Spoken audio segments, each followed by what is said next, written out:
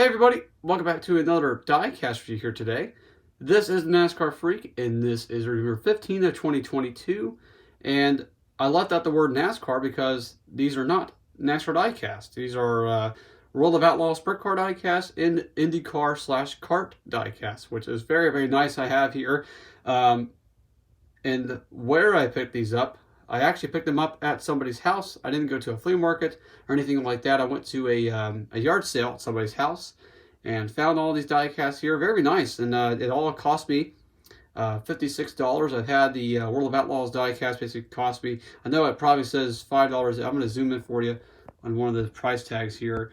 There's one right there. So on Danny Lazowski's car it says $5, but the guy charged me for $4 on the World of Outlaw diecast and $2 on the IndyCar diecast.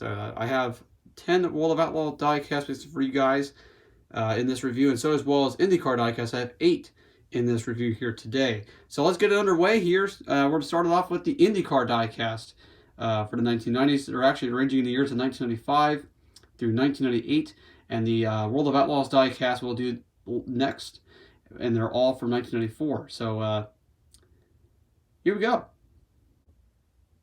Alright, so here's all the IndyCar / Kart diecast open out the packages here, and my goodness, I was in complete awe when I opened these things up because, my goodness, they had a lot of good detail in them. But we're going to go down left to right to review these suckers here. And we're started off with the two-time Indianapolis 500 winner and the son of Big Al of Al Unser Sr. This is Little Al, Al Unser Jr. from 1995. I do believe he was the champion of 1994. And that's the reason why in 1975 he ran the number 1 number right there on his car. This is the Al Unser Jr. Penske IndyCar diecast from 1985. Next one down, this is the 1985 Robbie Gordon, number 5 Valvoline IndyCar right there. The next one is the 1985 Michael Andretti Kmart Texaco IndyCar diecast. Here's the next one after Michael Andretti. This one right here is Raw Bosell from 1985, Raw Bosell, the Shell Duracell IndyCar diecast. Next one is the Jimmy Vasser 1985 Target STP number 12 IndyCar right there. Here is the last of the 1985 diecast for the IndyCar series. And actually, by the way, I actually got all 6 of the premier IndyCar diecast for Racing Champions for that year. So it actually only said 6, and this is the 6th one right here. This one is Scott Pruitt's number 20 Firestone Indy Car right there for 1985. That is it for the 1985 diecast.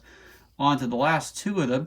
On the left there is the number 28. This is Brian Herta's number 28 Shell Pennzoil car right there. And the last one, this is going to be Alex Zanardi's 1998 Kart diecast. There's actually not a difference between IRL and kart racing in these Racing Champions diecast. But this is the Alex Zanardi Kart Target IndyCar right there. And actually, by the way, he was running number 1. He was a champion for kart in 97. So in the next year, he would run number 1. So very, very nice to have that right there.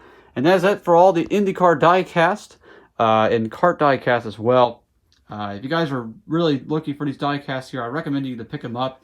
I know they're not as detailed as today, but my goodness, they're actually much, much cheaper if you find them in a flea market or some sort. Or else if you go to an IndyCar race and you find a gypsy tent that's got some stuff, I recommend you guys to pick them up there as well. But that is it for the IndyCar diecast. On to the World of Outlaw Sprint Car diecast, and now this diecast review. So here is all the Sprint Car diecast open out of the packages here from 1994. We're going to go from left to right, starting out with the number 0 right on the left-hand side. This right here is the 1994 Rick Ferkel. This is Rick Ferkel's Cares Speed Shop car right here. Here's the next one right here. This is Bob Allen in number 1A. It's kind of hard to read the sponsor, but here it is right here. Kreiner's Racing Engines, number 1A right there for Bob Allen. And oh, there's a familiar face in a familiar name, J.J. Yaley. J.J. Yaley did race sprint cars and stuff back in the day before joining into NASCAR. And there it is right there. J.J. Yaley is actually a little bit more successful in dirt racing than NASCAR. Unfortunately, he was a bust in NASCAR, but not in dirt racing with that. there is the number 2J of J.J. Yeley. Right here, a very familiar name to everyone that's actually a big fan of dirt racing. I've started basically kind of grow to be a fan of respect dirt racing myself, but this one right here is Jeff Swindell.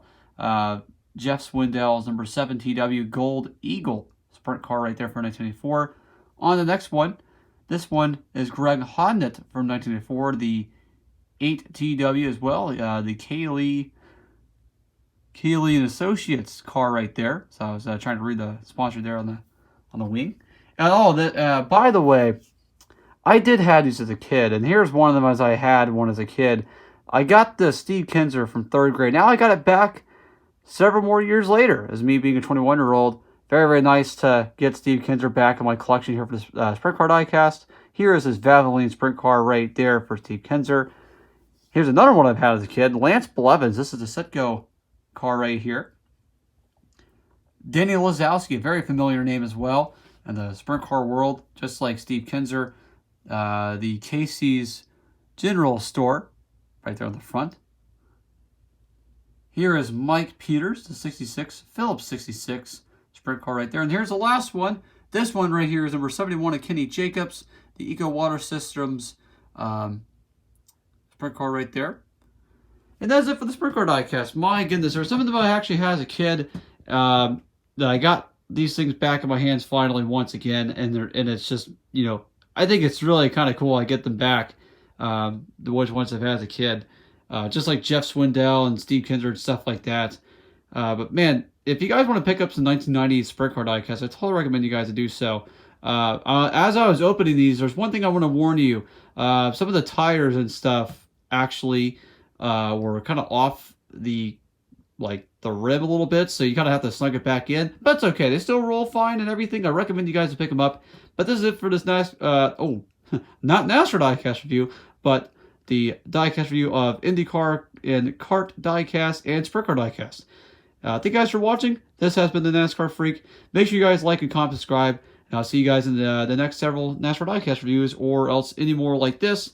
I would definitely do more sprint car and IndyCar diecast reviews if I find anything that's interesting to me.